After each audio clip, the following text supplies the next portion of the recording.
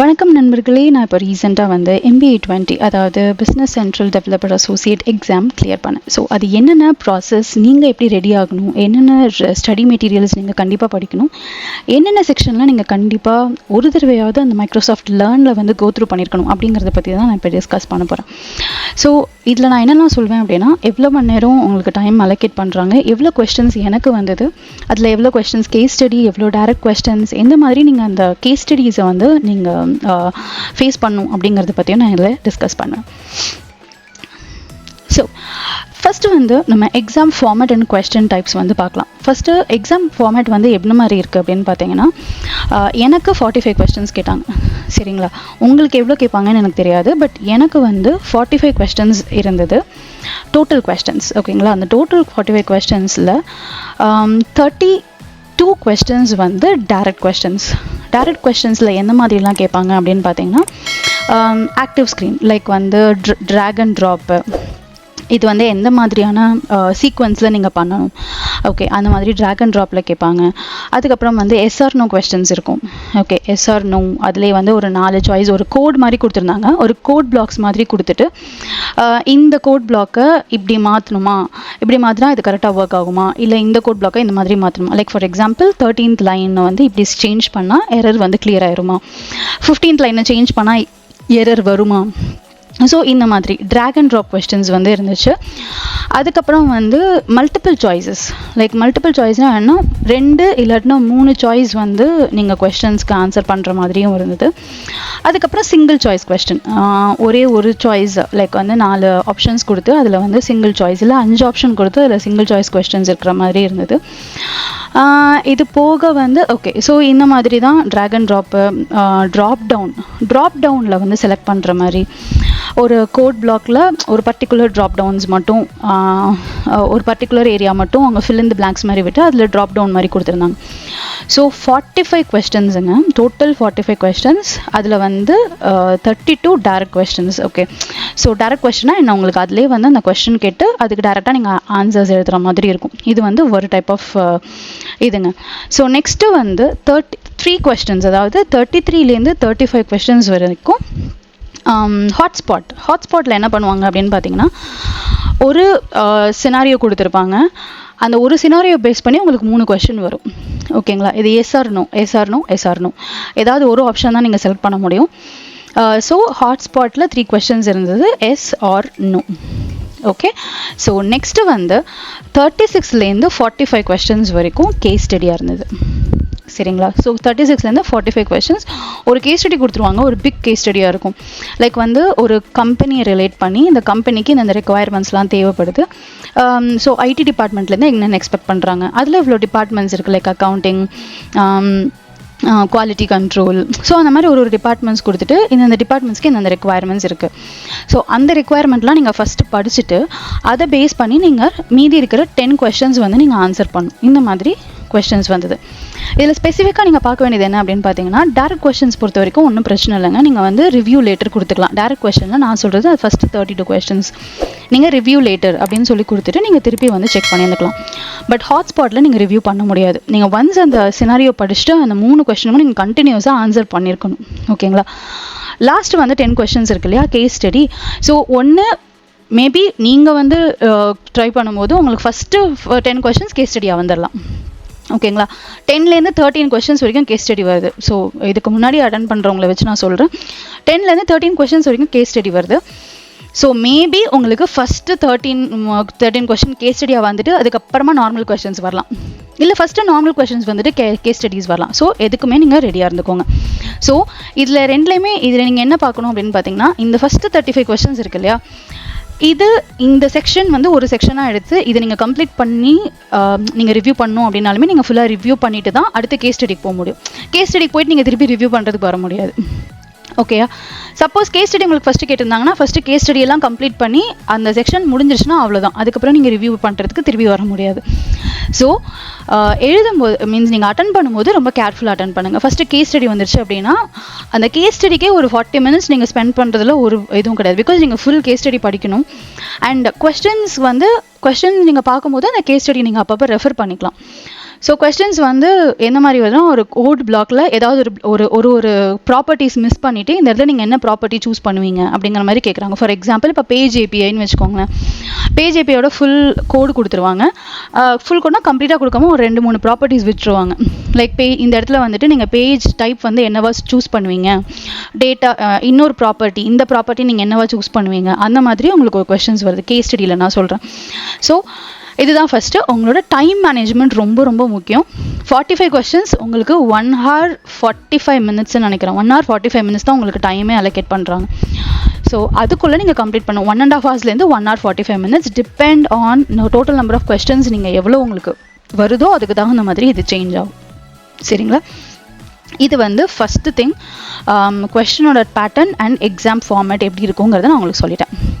Second, இதுக்கு நான் எப்படி ப்ரிப்பேர் பண்ணணும் அப்படின்னு கேட்டிங்கன்னா, இதை நான் ஆல்ரெடி வந்து எக்ஸ்பிளைன் பண்ணியிருக்கேன். இது நீங்கள் எப்படி ப்ரிப்பேர் பண்ணணும் அப்படிங்கிறத எனிஹவ் நான் உங்களுக்கு திருப்பி வந்து சொல்கிறேன். நீங்கள் எங்கே போய் எந்த மாதிரி ப்ரிப்பேர் பண்ணணும் அப்படின்னு பார்த்துக்கோங்க.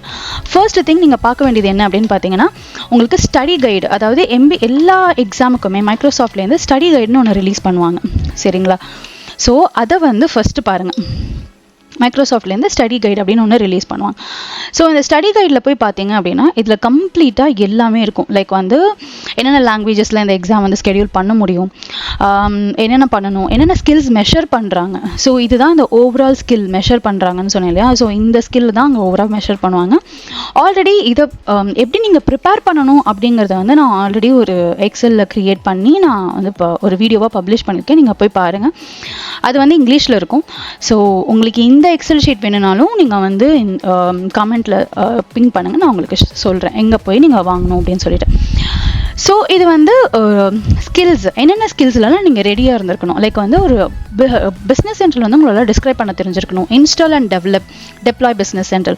ஸோ பிஸ்னஸ் சென்டரில் வந்து நீங்கள் ஆன் ப்ரெமிஸில் மட்டுமே இருந்திருக்கீங்க அப்படின்னா உங்களுக்கு ஆஃப் மீன்ஸ் க்ளவுடும் உங்களுக்கு எப்படி பண்ணுங்கிறது ஓரளவு தெரியணும். க்ளவுடில் மட்டுமே இருந்திருக்கீங்கன்னா உங்களுக்கு ஆன் ப்ரெமிஸ் எப்படி பண்ணணும்னு தெரியணும். ஸோ அதனால் வந்துட்டு இதை செக் பண்ணிக்கோங்க. ஏஎல் ஆப்ஜெக்ட், எனக்கு நிறைய கொஸ்டின்ஸ் வந்து எக்ஸ்டென்ஷன் பேஸ் பண்ணி வந்தது. அதாவது எந்தெந்த ஆப்ஜெக்ட்லாம் நீங்கள் எக்ஸ்டெண்ட் பண்ண முடியும், இந்த மாதிரி இருந்துச்சுன்னா நீங்கள் எந்த மாதிரி எக்ஸ்டென்ஷன்ஸ் யூஸ் பண்ணுவீங்க, அந்த மாதிரி நிறைய வந்துச்சு. ஸோ வந்து ஏஎல் ஆப்ஜெக்ட், டேபிள், பேஜ் அப்படிங்கிறதுலாம். சப்போஸ் உங்களுக்கு வந்து நீங்கள் பிஸ்னஸ் சென்டரில் எழுதணும்னு நினைக்கிறீங்க, பட் வந்து உங்களுக்கு ஒரு பேசிக் அண்டர்ஸ்டாண்டிங் வேணும் அப்படின்னு பார்த்தீங்கன்னா நீங்கள் இங்கே போய் செக் பண்ணலாம். ஸோ பிஸ்னஸ் சென்டரில் வந்து தமிழ்லேயே நாங்கள் வந்து எக்ஸ்பிளைன் பண்ணியிருப்பேன். நீங்கள் இந்த பிளேலிஸ்ட்டில் போய் பார்த்தீங்கன்னா உங்களுக்கு தெரியும். சரிங்களா? எப்படி வந்து பிஸ்னஸ் சென்ட்ரல் படிக்கணும், என்னென்னலாம் தேவை அப்படிங்கிறது இருக்கும். எக்ஸாம் பாயிண்ட் ஆஃப் வியூவில் இருக்காது, பட் வந்து இதில் இருக்கிற முக்கால்வாசி நாங்கள் கவர் பண்ணியிருப்பேன்.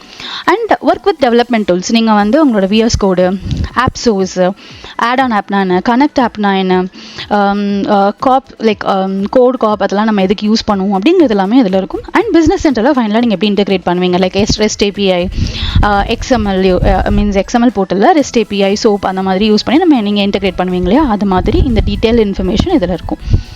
ஸோ ஓகே, இப்போ டிஸ்கிரைப் பிஸ்னஸ் சென்டர்னா அதில் நான் என்னெல்லாம் படிக்கணும் அப்படின்னு பார்த்தீங்கன்னா, இன்னும் கொஞ்சம் கீழே வந்தீங்கன்னா அதில் எல்லாமே உங்களுக்கு எக்ஸ்பிளைன் பண்ணியிருப்பாங்க. ஆர்கிடெக்சர், இன்ஸ்டால் அண்ட் டெவலப், என்னென்ன உங்களுக்கு தெரிஞ்சிருந்துருக்கணும் அப்படிங்கிறத இங்கே எல்லாமே கொடுத்துருப்பாங்க டீட்டெயிலாக. ஸோ இது கண்டிப்பாக பாருங்கள். முக்கியமான விஷயம் என்ன நீங்கள் பார்க்கணும் அப்படின்னு கேட்டிங்கன்னா, இந்த ஸ்டடி கைடில் சேஞ்ச் லாக் அப்படின்னு ஒரு ஆப்ஷன் இருக்குங்க. இதில் வேறு என்னென்னலாம் இதில் அடிஷ்னலாக ஆட் பண்ணியிருக்காங்க உங்களோட எக்ஸாமில் அப்படிங்கிறத இங்கே கண்டிப்பாக மென்ஷன் பண்ணுவாங்க. ஃபார் எக்ஸாம்பிள் இங்கே பார்த்தீங்கன்னா skill area prior to September 18th முன்னாடி வரைக்கும் உங்களுக்கு என்னென்ன சேஞ்சஸ் இருந்துச்சுன்னா, டிசைன் அண்ட் கிரியேட் எக்ஸ்எம்எல் போட்டு இருந்தது. ஆனால் இதில் இன்னும் கொஞ்சம் என்னமோ வந்து செப்டம்பர் 18th சேஞ்ச் பண்ணியிருக்காங்க. சரிங்களா?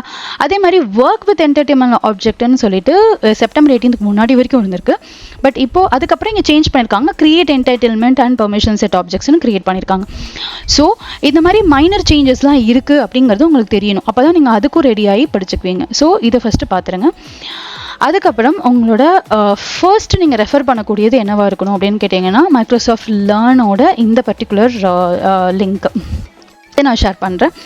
இந்த லிங்க்கை வந்து கண்டிப்பாக பார்த்துக்கோங்க. ஏன்னா இதில் கம்ப்ளீட் டீட்டெயில்ஸ், பட் என்னென்னா ரிட்டன் ஃபார்மேட்டில் இருக்கும். லைக் எப்படி கெட் ஸ்டார்டிங்.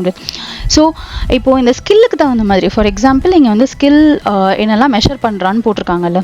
ஸோ பட் இந்த ஸ்கில்லில் for example describe business central அப்படிங்கிறது இங்கே எதெல்லாம் நான் கவர் பண்ணியிருந்துருக்கணும் இந்த லேர்னிங் பார்ட்டில். ஐ திங்க் இதில் கிட்டத்தட்ட ஒரு 32 லேர்னிங் பார்ட்ஸ் இருக்கும்.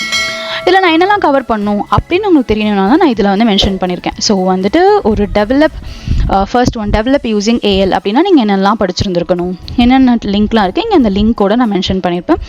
ஸோ ஒரு ஆக்சுவலி இங்கிலீஷில் வந்து பிளேலிஸ்ட் வந்து ஐம் ஜஸ்ட் போஸ்டிங் இட். இப்போ உங்களுக்கு வேணும் அப்படின்னா நீங்கள் அதையும் போய் செக் பண்ணிக்கலாம். இல்லை அப்படின்னா நீங்கள் வந்து இந்த இதே கூட ஃபாலோ பண்ணுறோம். சரிங்களா? ஸோ இதை கண்டிப்பாக படிச்சுக்கோங்க. இது ரொம்ப ரொம்ப முக்கியம். ஸ்கில்ஸ் ரெக்வயர்ட் படித்தாச்சு. Study tips and resources. So study டிப்ஸில் என்ன அப்படின்னா, ஃபர்ஸ்ட் திங் மைக்ரோசாஃப்ட் லேர்னில் இருக்கிற எல்லா லிங்க்ஸுமே படிச்சிருங்க. படிங்க, அதாவது ரீடாவது பண்ணிக்கோங்க. ஸோ இது எதுக்கு, ஒரு கனெக்ட் ஆப்னா என்ன, கனெக்ட் ஆப்னா என்ன, ஆட் ஆன் ஆப்னா என்ன, ஒரு technical requirement. Like for example நீங்கள் வந்து உங்களோட ஆப்பை வந்து பப்ளிஷ் பண்ணுறீங்க ஆப் சோர்ஸில் அப்படின்னா என்னென்ன டெக்னிக்கல் ரெக்குவயர்மெண்ட் உங்களுக்கு நீங்கள் வந்து சாட்டிஸ்ஃபை பண்ணியிருந்துருக்கணும் அப்படிங்கிற செக்லிஸ்ட் இருக்கும், அது தெரிஞ்சுக்கோங்க. அந்த மாதிரி எல்லாத்தையுமே அட்லீஸ்ட் ஓரளவு ஒரு கனெக்ட் வச்சுக்கோங்க. அதில் ஒரு இது பார்த்துக்கோங்க, அது என்னங்கிறது தெரிஞ்சுக்கோங்க. ரிசோர்ஸஸ் வந்து ஆஸ் ஐ டோல்ட், உங்களுக்கு first important resource Microsoft learn. இது போக நீங்கள் என்னோட இதுலேருந்தும் நீங்கள் செக் பண்ணிக்கலாம். இதில் தமிழ்லையும் இருக்குது, இங்கிலீஷில் ஸ்பெசிஃபிக்காக MBA 20யோட லேப் சீரீஸ் தனியாக அண்ட் MBA 20யோட எக்ஸ்ப்ளனேஷன் தனியாக, சாம்பிள் கொஸ்டின்ஸ் லைக் எந்த மாதிரி கொஸ்டின் எதிர்பார்க்கலாங்கிறத வந்து ஒரு இமேஜின் பண்ணி இதுக்கு முன்னாடி ரிலீஸ் பண்ண சாம்பிள் கொஸ்டின்ஸ் இருக்கும். ஸோ இது எல்லாமே நீங்கள் வந்து ஒரு தடவை ரிவைஸ் பண்ணிங்கன்னா உங்களுக்கு இன்னும் கொஞ்சம் வந்து ஈஸியாக இருக்கும். இது போக டைம் மேனேஜ்மெண்ட் ரொம்ப ரொம்ப முக்கியம். ஒரு கொஸ்டின்லேயே நீங்கள் ரொம்ப நேரம் பார்த்துட்டு இருந்தீங்க அப்படின்னா இன்னொரு கொஸ்டின் உங்களால் பண்ண முடியாது. ஸோ நான் எப்படி இது பண்ணேன்னா, ஓரளவு ஒரு கெஸ்ஸிங். இப்போ வந்து ஃபஸ்ட்டு எனக்கு 32 கொஸ்டின்ஸ் வரைக்கும் ஃபாஸ்ட்டாக நம்மளுக்கு வந்து இப்போ மேலே வந்து ஒரு சில இதில் எனக்கு கொடுத்துருப்பாங்கன்னா below question is about the business central development by the organisation, அதெல்லாம் விட்டுருங்க. டக்குன்னு வந்து கொஸ்டினோட கான்செப்ட்குள்ளே வந்துடுங்க. வந்துட்டு டக்குன்னு படிச்சுட்டு இப்போ வந்து டேரக்ட் கொஸ்டின் இருக்கு இல்லையா, அப்போ ட்ராப் டவுனில் செலக்ட் பண்ணுறது, மல்டிபிள் சாய்ஸ்லாம் ஓகே, உங்களுக்கு வந்து it will take hardly 1 to 2 minutes தான் எடுக்கும். பட் இப்போ ட்ராக் அண்ட் ட்ராப், அதாவது இப்போ இது பண்ணுறோம் அப்படின்னா அதுக்கு சீக்வன்ஸ் என்ன, இப்போ வந்து நீங்கள் டெலிமெட்ரி வந்து நீங்கள் ரெக்கார்ட் பண்ணோம், அப்போ அதுக்கு சீக்வன்ஸ் என்ன அப்படின்னு கேட்பாங்க. அப்போ உங்களுக்கு வந்து ஒரு 6 to 7 பிளாக்ஸ் இருக்கும். அந்த பிளாக் எடுத்து நீங்கள் ட்ராக் அண்ட் ட்ராப் பண்ணும். அப்போ உங்களுக்கு என்ன ஆகும்னா கொஞ்சம் டிலே ஆகும். அப்போது உங்களுக்கு அப்போ என்ன தோணுதோ அதை எடுத்து ட்ராக் ட்ராப் பண்ணிவிட்டு ரிவைஸ் லேட்டர் கொடுத்துருங்க. ஸோ என்ன ஆகுனா அதுக்கே நீங்கள் ரொம்ப நேரம் ஸ்பெண்ட் பண்ணாமல் you will get some time. லேட்டராக நீங்கள் எல்லாமே முடிச்சிட்டிங்க அப்படின்னா உங்களுக்கு கொஞ்சம் டைம் கிடைக்கும். ஸோ இது வந்து ஸ்டடி டிப்ஸ் அண்ட் உங்களுக்கு ரிசோர்ஸஸ். எக்ஸாம் டே ஸ்ட்ராட்டஜி, இதுதான் ரொம்ப ரொம்ப முக்கியம்.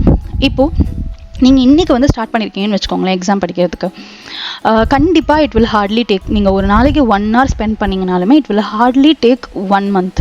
ஓகே, மேபி சாட்டர்டே சண்டே நீங்கள் ரெஸ்ட் பண்ணுறீங்க, சாட்டர்டே சண்டே வந்து ஒரு 4-5 டாபிக் சேர்த்து படிக்கிறீங்க, இல்லைனா ஒரு 3 hours எக்ஸ்ட்ராவாக படிக்கிறீங்க. ஆல்ரெடி நீங்கள் ப்ராஜெக்டில் இருக்கீங்கனாலுமே this I recommend you to go through the learn topics. Okay, learn headings எல்லாமே படிச்சிருங்க. ஸோ இப்போ நீங்கள் வந்து என்ன பண்ணுவீங்கன்னா, இப்போது இன்றைக்கி ஸ்டார்ட் பண்ணுறீங்க அப்படின்னா எக்ஸாக்டாக ஓகே டிசம்பர் இந்த டேட்டில் நான் எக்ஸாம் எழுதணுங்கிறத ஸ்கெடியூல் பண்ணிவிடுங்க. பிகாஸ் நம்மளுக்கு அந்த டேட் இன்னைக்கு அப்படின்னு தெரிஞ்சால் மட்டும்தான் நம்ம படிப்போம், இல்லாட்டினா we will not go through that. first thing.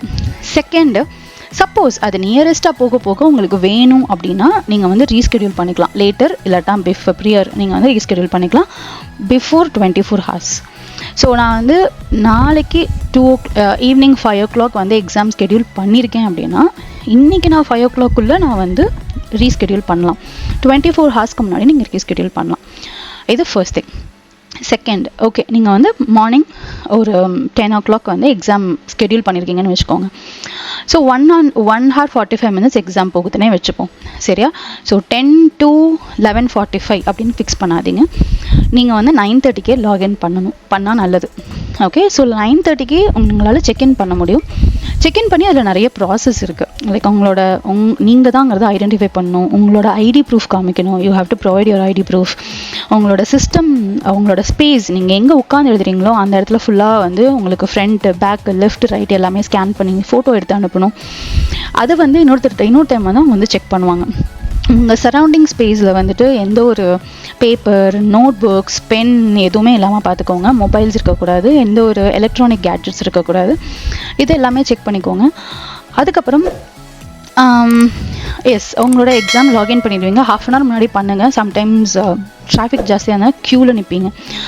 So அவங்க உள்ள எக்ஸாமுக்குள்ளே உங்களை லாகின் பண்ணி முடித்தோடனே கிளியராக பதட்டப்படாமல் ஒரு கொஷின்ஸும் படித்து எழுதுங்க. ஸோ இதுதான் எக்ஸாம் டே ஸ்ட்ராட்டஜி. கிளியர் மைண்ட் செட் வந்து கொஞ்சம் கிளியராக வச்சுக்கோங்க. ஸோ தட் உங்களுக்கு எந்த ஒரு டைவர்ஷன்ஸும் இருக்காது. சப்போஸ் உங்கள் மொபைல் வந்து வித்தின் த ரூமில் தான் எங்கே வச்சுருக்கீங்க அப்படின்னா சைலண்ட்டில் போட்டுக்கோங்க. அண்ட் எக்ஸாம் ஸ்கெடியூல் பண்ணுறது எப்படி அப்படின்னு தெரியணும்னா அதுவுமே வந்துட்டு நான் இங்கே எக்ஸ்பிளைன் பண்ணியிருப்பேன். நீங்கள் அங்கே போய் செக் பண்ணிங்கன்னா உங்களுக்கு எக்ஸாம் எப்படி ஸ்கெடியூல் பண்ணும் அப்படிங்கிறது தெரியும். ஸோ இவ்வளோதாங்க. கொஞ்சம் சேலஞ்சிங்காக தான் இருந்தது. அண்ட் இவ்வளோ எக்ஸாம்ஸ் எழுதுனதில் I feel MBE 20 as a little more challenging exam அப்படின்னே சொல்லலாம். ஏன்னா கேஸ் ஸ்டடீஸ் எல்லாமே வந்து தோ ஆன்சர் வந்து ஈஸியாக இருந்தாலுமே கேஸ் ஸ்டடீஸோட ரிலேட் பண்ணி அந்த ட்ரிக்கியான கொஸ்டினை வந்து அண்டர்ஸ்டாண்ட் பண்ணிக்கிறது கொஞ்சம் டிஃபிகல்ட்டாக தான் இருந்தது. So all the best. Exam எழுதுங்க, கிளியர் பண்ணிட்டீங்க. இந்த இது உங்களுக்கு யூஸ்ஃபுல்லாக இருந்தது உங்கள் எக்ஸாம் கிளியர் பண்ணுறதுக்கு அப்படின்னு நீங்கள் ஃபீல் பண்ணிங்கன்னா கமெண்ட் பண்ணுங்கள். வேறு ஏதாவது உங்களுக்கு சப்போர்ட் வேணும்னா கமெண்ட் பண்ணுங்கள். நன்றி.